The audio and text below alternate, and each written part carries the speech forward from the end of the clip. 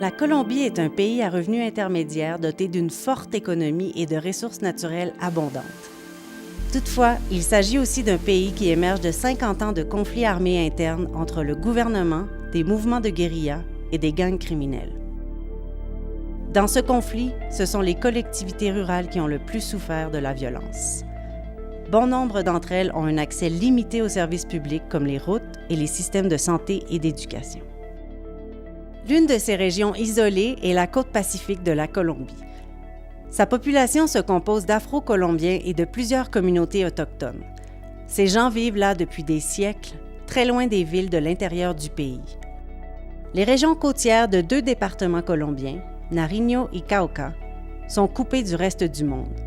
Il n'y a que peu de routes et le transport se fait par canot ou par bateau à travers un réseau de rivières, de canaux et de mangroves côtières. Les services d'éducation y sont déficients. Les écoles ne sont pas accessibles aux nombreux ménages qui vivent en amont de la rivière ou qui sont isolés par la présence de groupes armés. La qualité de l'éducation est déficiente dans les écoles existantes et il y a peu de formations offertes aux enseignants qui souhaitent s'améliorer.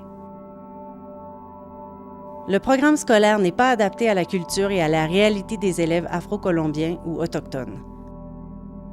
Le résultat? De mauvais résultats aux examens, un fort taux d'échec scolaire au niveau secondaire et un taux de décrochage élevé.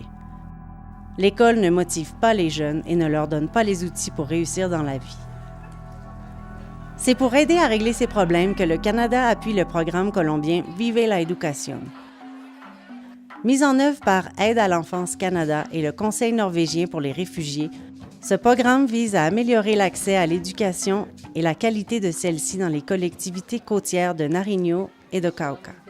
Au moyen d'enquêtes auprès des ménages, le projet permet de recenser la population non scolarisée et de déterminer les raisons pour lesquelles elle ne fréquente pas l'école.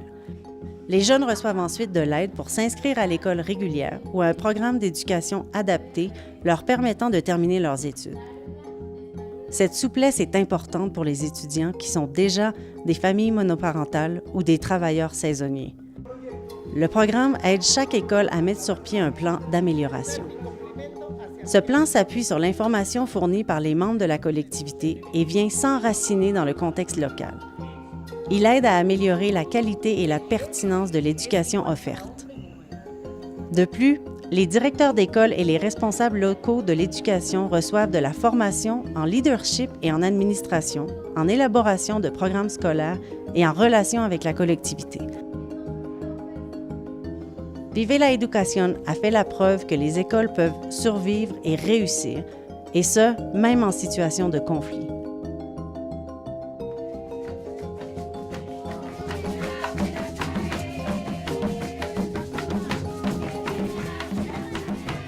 Le programme de coopération pour le développement du Canada, par l'entremise du projet Vive la Educación, aide la Colombie à se doter d'un système d'éducation accessible et de qualité.